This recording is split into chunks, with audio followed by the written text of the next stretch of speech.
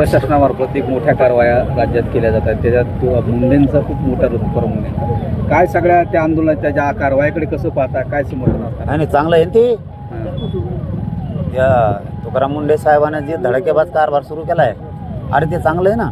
शेतकऱ्याच्या दुधाला मालाला भाव येणार आहे त्याच्यामुळे, कारण भेसळ बंद झाली की दुधाचे भाव वाढणार आहे, म्हणजे शेतकऱ्याचाच फायदा होणार आहे. पण सरकारला एक सांगणं आहे, त्यांची बदली फिरलीचे लफडे आता जरा बंद करा.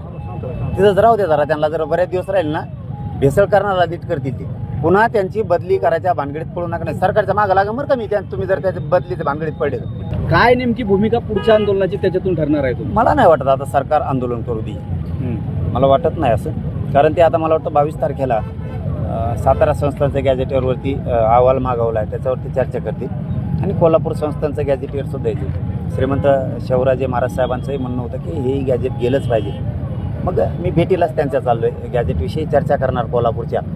आणि तिथून पुढं सातारा संस्थान, कोल्हापूरचं आणि हैदराबादचं गॅजेटियर याच्या प्रमाणपत्राविषयी आता 22 तारखेपासून काय सरकार प्रक्रिया करते ते बघणार आहे. पण मी खात्रीनं सांगतो, मला नाही वाटत मराठ्यांच्या संदर्भात आता सरकार आंदोलन करण्याची वेळ येऊ दे.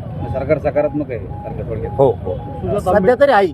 ते सकारात्मक नसलं तर आपण सुरू केलंच त्यांच्या मागे. आजच नाही तर मी प्रत्येक वेळेस बोलतो, शेतकऱ्याची कर्जमाफी नाही तर कर्जमुक्ती झाली पाहिजे कायमची, एकदाची.